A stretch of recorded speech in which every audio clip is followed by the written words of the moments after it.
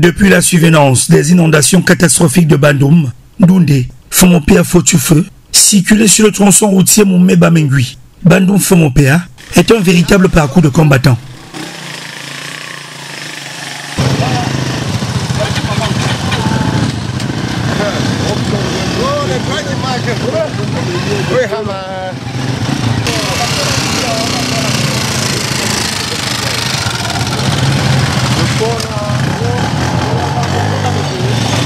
Pour affronter les routes inondées, il faut s'armer de beaucoup de courage. Ou alors, se livrer à une séance de navigation sur pirogue.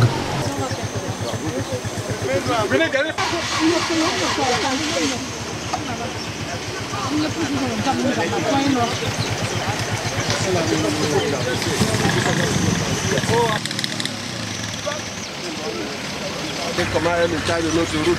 C'est très grave, mon gouvernement, venez nous sauver là. C'est très fort, on est dépassé.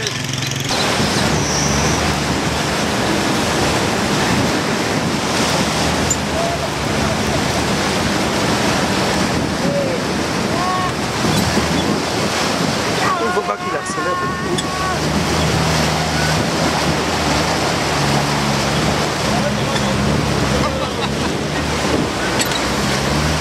Oh, présent.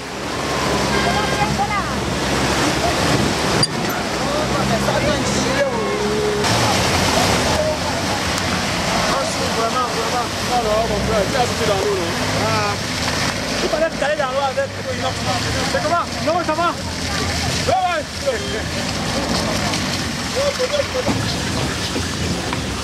Éboulement de terrain, inondations dévastatrices avec de graves destructions des biens et situations de détresse sociale. Voilà autant de dégâts causés par les fortes pluies qui se sont abattues sur plusieurs arrondissements du département de la Menoie et du Onkam vendredi 27 septembre 2024.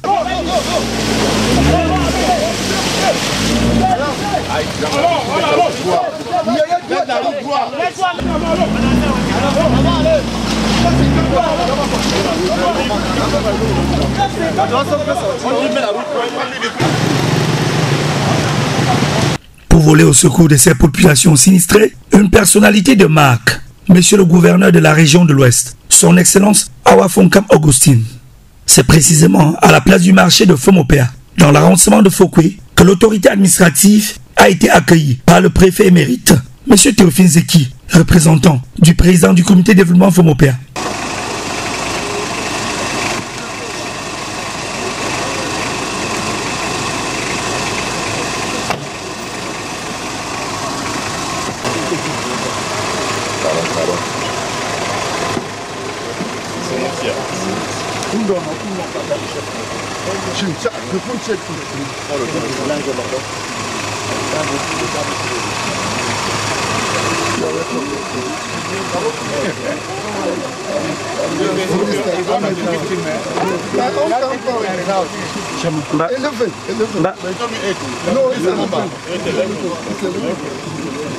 You abandon the house to enter my own company. From the victim.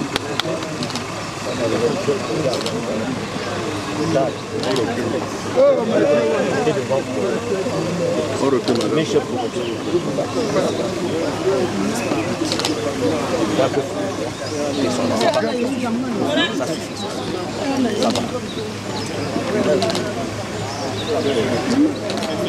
Civilité d'honneur bien respectée, cap sur le village de Tsenla, où les éboulements de terrain ont placé à la belle étoile plusieurs familles et endommagé des axes routiers, y compris la piste agricole, récemment aménagée par la mairie de Fokwe, dans le quartier de cette femme, ainsi que l'axe Fomopéa Bamengui.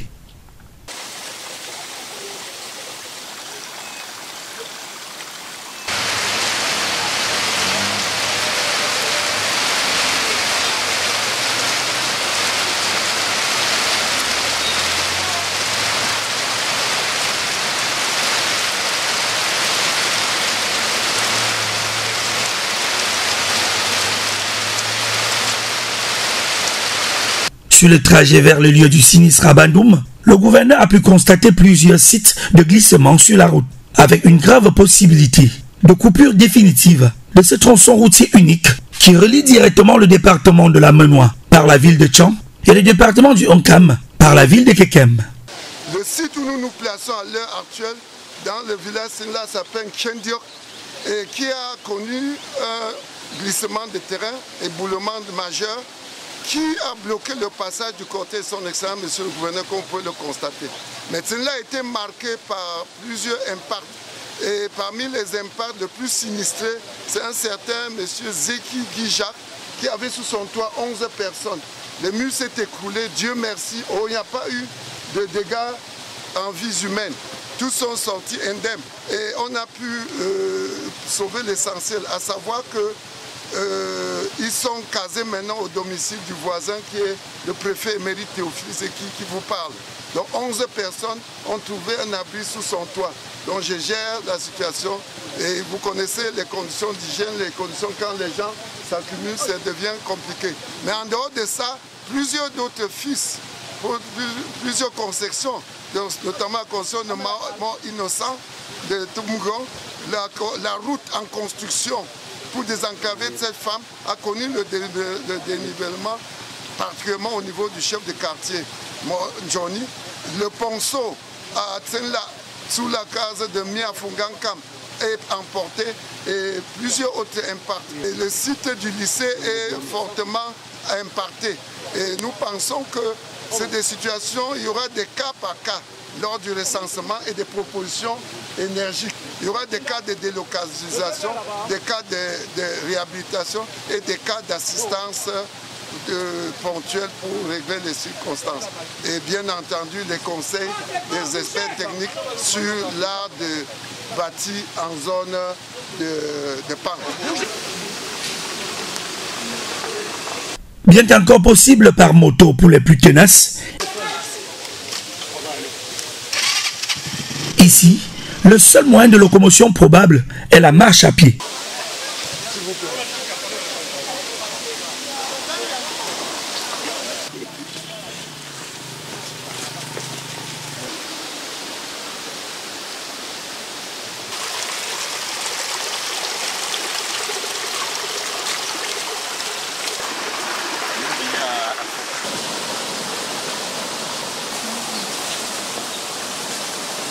Sur le site des catastrophes à Bandoum, l'autorité administrative a été reçue par le chef du village Bandoum et le comité de développement.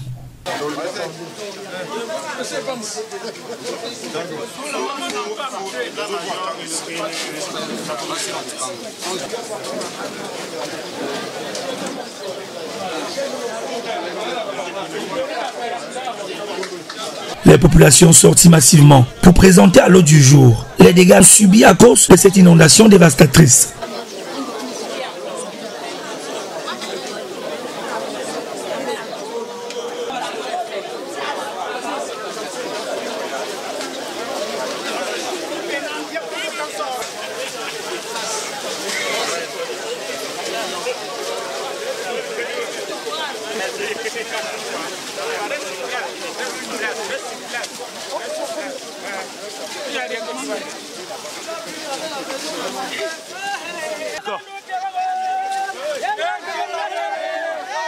Entre les gravats et autres matériaux parsemés, des courants d'eau qui s'échappent à une vitesse insoupçonnable.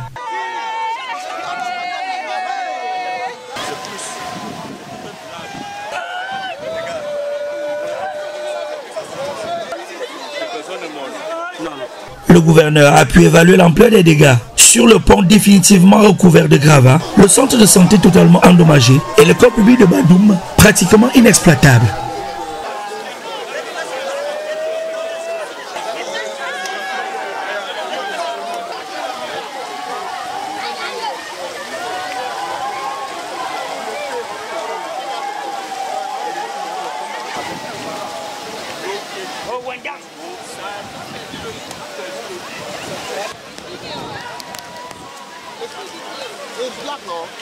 Nous sommes dehors.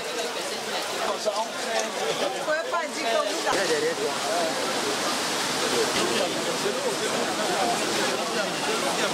Les cailloux, oui. Oui. C'est l'eau. Quand ça commence, avec toutes les billes de bois que vous voyez, c'est l'eau.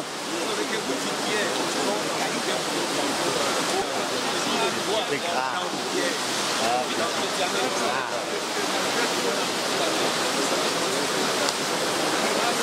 En bas,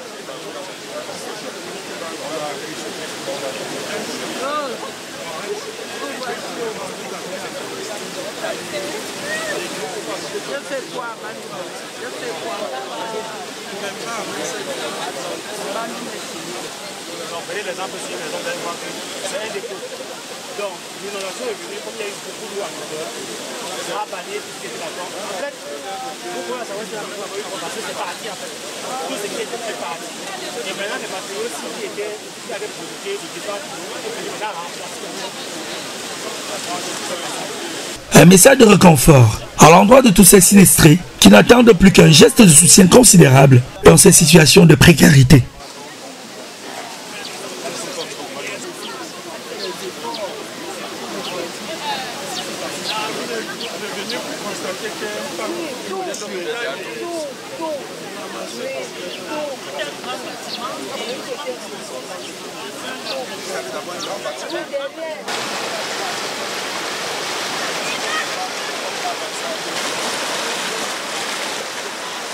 Nous avons constaté qu'il y a eu des inondations et des éboulements, pas seulement dans ces villages, mais dans des villages avant et dans beaucoup d'autres villages après, jusqu'à l'arrondissement de Fouquet et jusqu'à Bilé dans l'arrondissement de Sancho. C'est vraiment, les dégâts sont énormes. Il y a un pan de chefferie qui est parti, forêt sacrée, casse des notables, le centre de santé, des écoles, beaucoup de maisons qui ont été complètement rasées. Donc c'est regrettable, c'est vraiment la désolation et les populations sont dans la douleur. Je suis ici accompagné des responsables pour les présenter toute notre sympathie et de les faire savoir que la hiérarchie est déjà au courant de cette catastrophe et ils peuvent attendre la réaction de la hiérarchie d'un moment à l'autre. Mais c'est le moment pour moi également pour demander aux autres, soit des ONG, des associations, de venir l'aide de ces populations parce qu'ils en ont également besoin.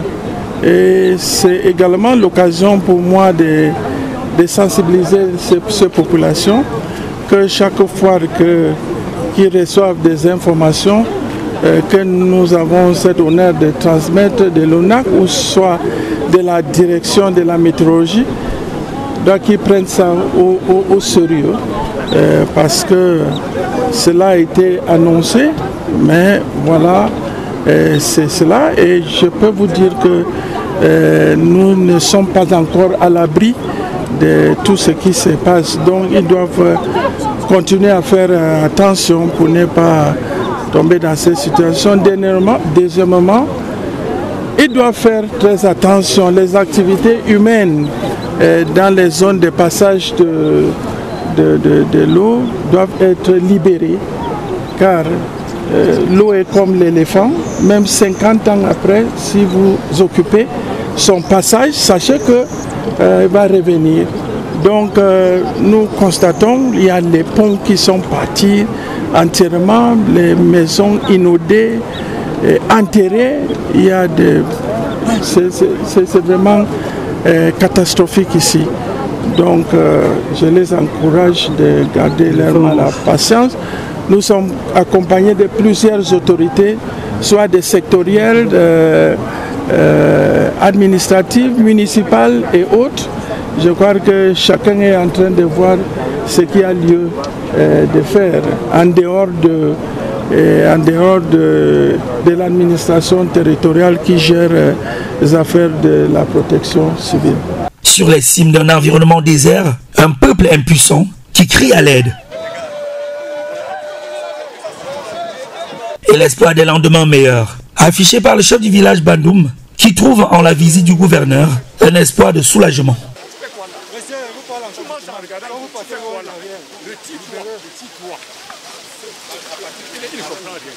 Difficile de prendre la parole après des événements comme ceux-ci parce que c'est irréaliste. On n'a jamais vécu ce genre d'événement. On voudrait simplement comprendre aussi ce qui se passe. Maintenant, comment je me sens? Je voudrais qu'on pose la question de savoir comment mon peuple se sent.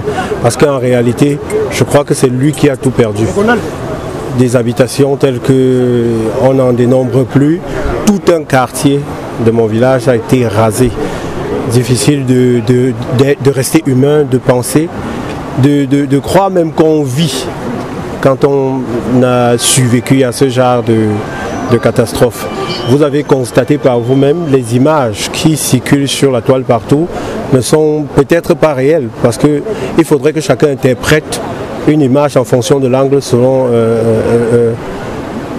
lequel il a été pris. Maintenant, la réalité est atroce, la réalité est effrayante, et j'espère qu'avec la présence des autorités administratif, le gouverneur, d'ailleurs à qui je dis merci, et tout son staff, monsieur le préfet, monsieur le sous-préfet et tout l'exécutif et les députés et tout ça. Donc je leur dis merci parce qu'ils sont venus nous montrer qu'il y a de l'espoir, qu'on peut espérer, qu'on peut attendre quelque chose du gouvernement, et surtout que nos larmes et nos cris ont traversé le ciel, et forcément on attend que des réactions agissantes et promptes soient prises pour que Bandung revive, pour que je me sente fier à nouveau d'être sur ces terres, parce que à chaque fois qu'il pleut maintenant, on est sur la défensive. On se pose des questions, est-ce une autre inondation qui arrive, ou alors c'est juste quelque chose de simple. Voilà, un peu difficile vraiment de parler, difficile de décrire ce que je ressens, ce que mon peuple vit. Les enfants ne sont plus à l'école, les médecins et les malades sont obligés d'aller se faire soigner ailleurs. Les gens dorment de partout, c'est terrible. Les gens ont tout perdu. Il y en a qui ont perdu 50 années de leur vie. Et la chefferie aussi est partiellement rasée, vous l'avez vu. Jusqu'il y a certaines images qu'on ne peut pas montrer de la chefferie. Il y a certains endroits où vous ne pouvez pas filmer. Parce qu'en même temps, il faut qu'on reste dans l'intimité de la royauté. Depuis quelque temps, Bandung est exposé à des inondations à répétition, et le constat est bien fait par le président du comité de développement, qui a déjà entrepris avec son équipe des initiatives pour pallier à d'éventuelles calamités. Oui, je suis docteur Igombo et je suis géologue. C'est-à-dire que les phénomènes naturels, comme ceux qui se passent ici, c'est mon domaine d'action en réalité, mon domaine de travail. Et je dois dire que je suis agréablement surpris de la visite de l'autorité administrative la plus haute de la région de l'Ouest, qui vient après celle du sous-préfet qui, dès les premières heures de cette catastrophe, a tenu à nous manifester sa compassion à l'égard de ce drame vraiment. Parce que ça n'a l'air de rien comme ça, mais en réalité, on était dans la ville du village ici. Et en réalité, tout a disparu. Ce n'est pas qu'une maison a été détruite, c'est que tout a disparu. Donc, le gouverneur a parlé d'espoir. Et c'est en réalité le mot que j'attendais.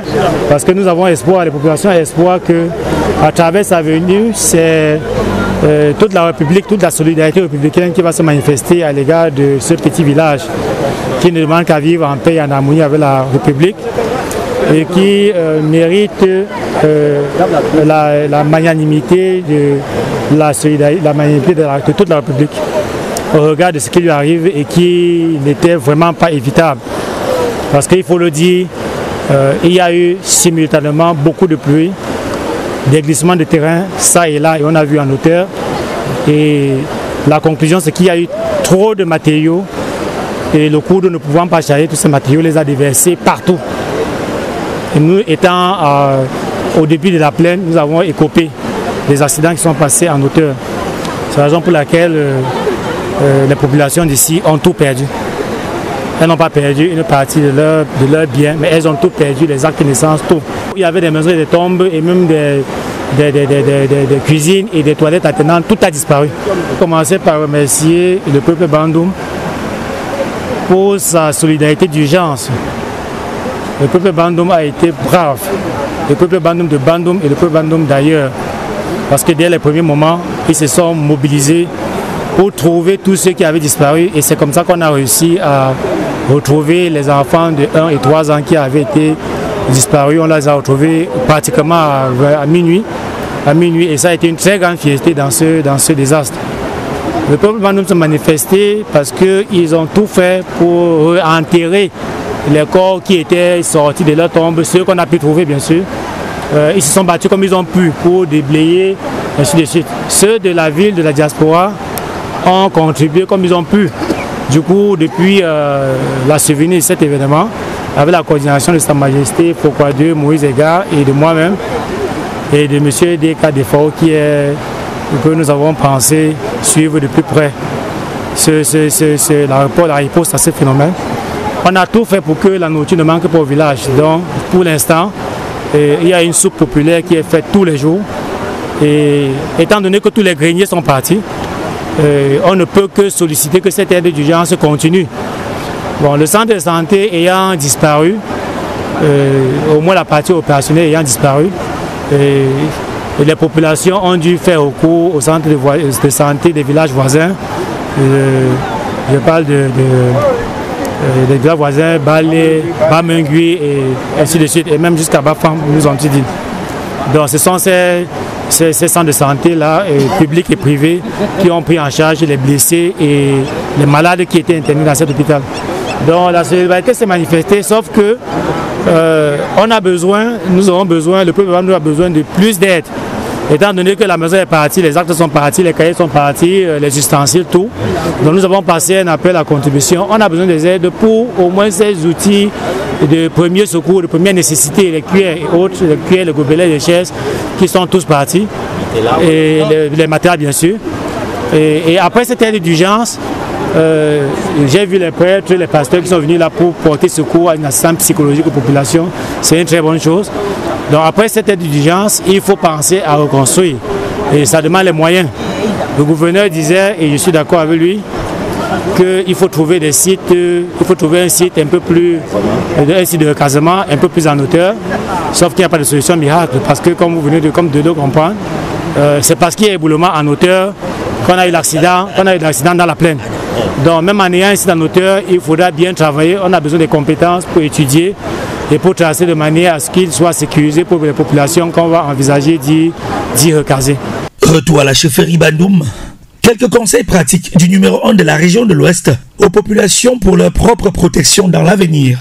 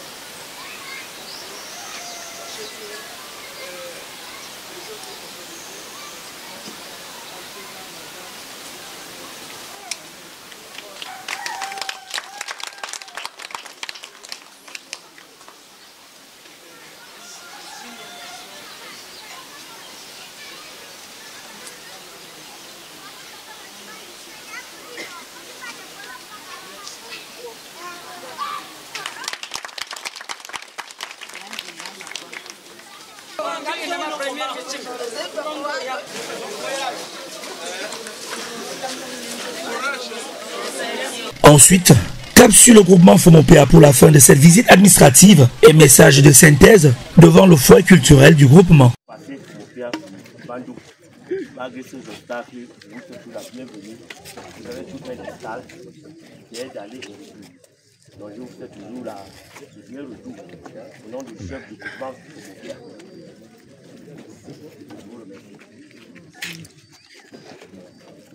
Excellence, Monsieur le gouverneur de la région de l'Ouest, Monsieur le préfet du département de la Maine-Noire, Monsieur le sous-préfet de l'arrondissement de Fouquet, honorable député à l'Assemblée nationale, représentant de Madame le maire, distinguées personnalités en vos rangs, titres et grades respectifs, tout protocole rigoureusement observé.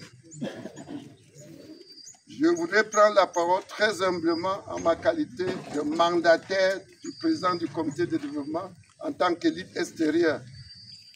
Pas comme notable de ce village, mais comme élite extérieure qui a été mandaté par le président en mission en Europe pour parler en ces lieux et places, pour présenter la situation. Il est bon de dire, Excellence, que le village dont vous foulez le sol aujourd'hui s'appelle le groupement de Fomopéa, qui a plusieurs sous-villages. Et le secteur le plus affecté, c'est bien celle-là qui est dans vos notes. Et nous n'avons pas pu avoir la chance de visiter les sites, pour la simple raison qu'il faisait noir et l'accès était difficile pour le moment. Nous retiendrons tout simplement que votre présence ici nous honore et nous réconforte. C'est ce qui m'a été demandé de vous dire. C'est la preuve de la sollicitude du gouvernement à l'endroit des populations de Fomopéa. Et nous tenons à dire que parmi les sinistrés, il y a eu la route en désenclavement en cours de construction à cette fin, par celle-là qui a été coupée en augmentant ainsi le coût des chantiers et les charges récurrentes. Il y a les tracés de la route que vous avez vus vous-même et qui ont freiné votre arrivée dans les délais ici. Il faut le rappeler, cette route a été créée dans les années 58 et inaugurée pour la première fois par le ministre Okala et parent de votre éminent collègue du Sud-Ouest, qui était l'ami personnel de Majesté Chef Tawamba. Donc depuis ce temps, la route était initialement inscrite au réseau prioritaire. Malheureusement, avec la crise financière et tension de trésorerie, l'inscription au VIP n'a pas toujours suivi, d'où les difficultés que nous rencontrons aujourd'hui. Et ensuite, nous pouvons retenir qu'en dehors de ces difficultés de route, il y a eu des glissements de terrain qui ont non seulement affecté les routes, mais aussi les maisons.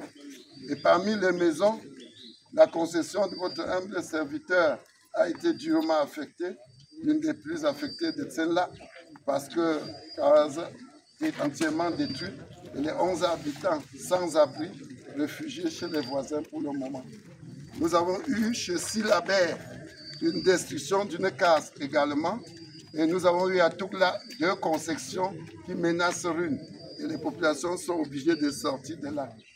Le recensement prescrit dans la commission statutaire par M. le sous-préfet élucidera le reste des victimes. Nous avons d'ores et déjà dressé la liste des victimes.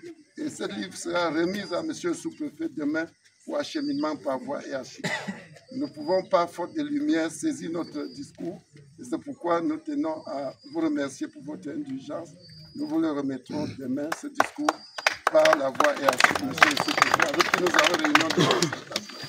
Ceci dit, Excellence, une fois de plus, les populations m'ont chargé de vous dire que votre présence illustre une double citation qui veut dire ceci. Si vous ne connaissez les fautes qu'en cas de détresse, et c'est un proverbe Fomopéa, nous fautons se yone. Donc votre présence ici prouve la sollicitude du gouvernement. C'est quand on est en détresse, on connaît les siens. Le deuxième, c'est un proverbe du centre qui dit ceci: la bouche ne demande qu'à la main qui lui donne souvent. Et par tradition, ce village ayant bénéficié de beaucoup de sollicitudes des pouvoirs publics, on est convaincu que nous demandons davantage.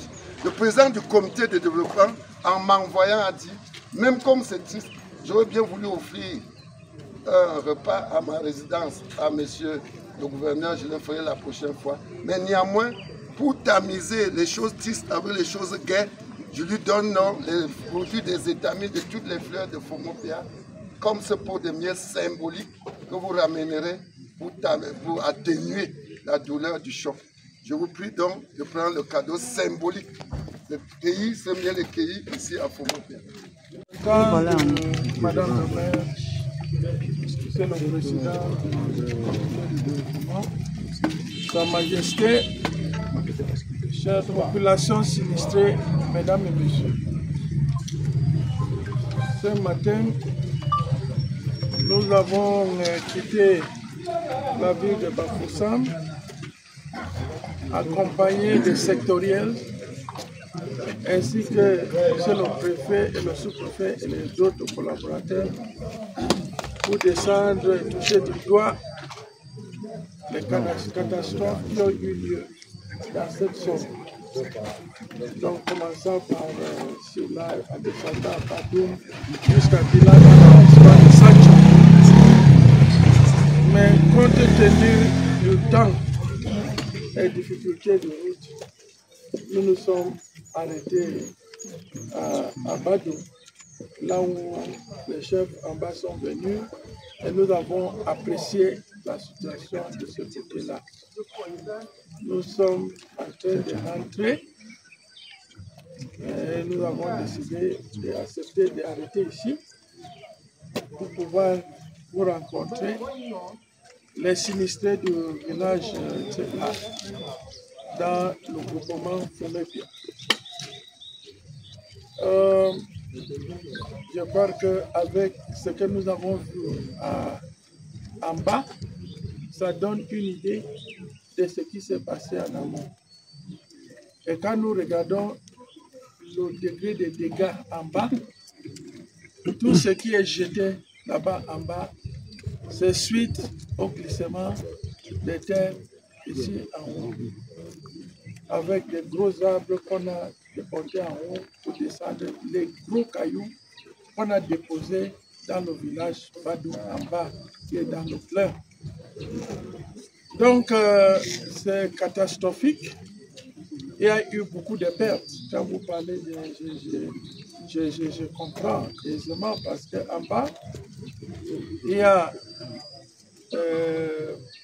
les centres de santé qui ont été, banques de centres de santé qui ont été enlevés, partir avec, la case des notables, la forêt sacrée, école primaire, les maisons ont été enterrées, les tombes ont été déterrées et certaines depuis amenées en bas. Il y a des corps qu'on a réenterrés encore ce matin.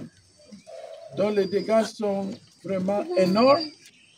Il y a tous des quartiers qui ont porté complètement disparu. Heureusement, il n'y a pas eu de pertes en vie humaine, mais en termes de pertes matérielles, c'est vraiment énorme. Donc, je suis là pour vous transmettre la sympathie de la hiérarchie et de la très haute hiérarchie.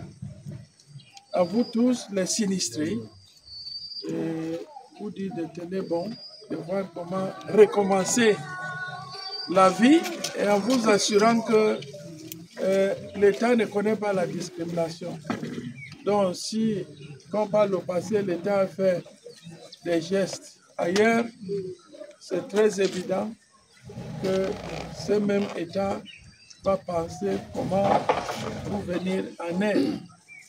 Mais aussi, je saisis l'occasion pour dire que les portes sont également ouvertes, soit aux ONG, à d'autres associations de bonne volonté, Croix-Rouge et les autres, les sociétés, de venir aider ces populations. Après ces descentes du gouverneur de l'Ouest, l'espoir ardent des lendemains meilleurs pour toutes ces populations sinistrées, désormais exposées à toute autre forme d'intempérie du fait de leur situation sans abri.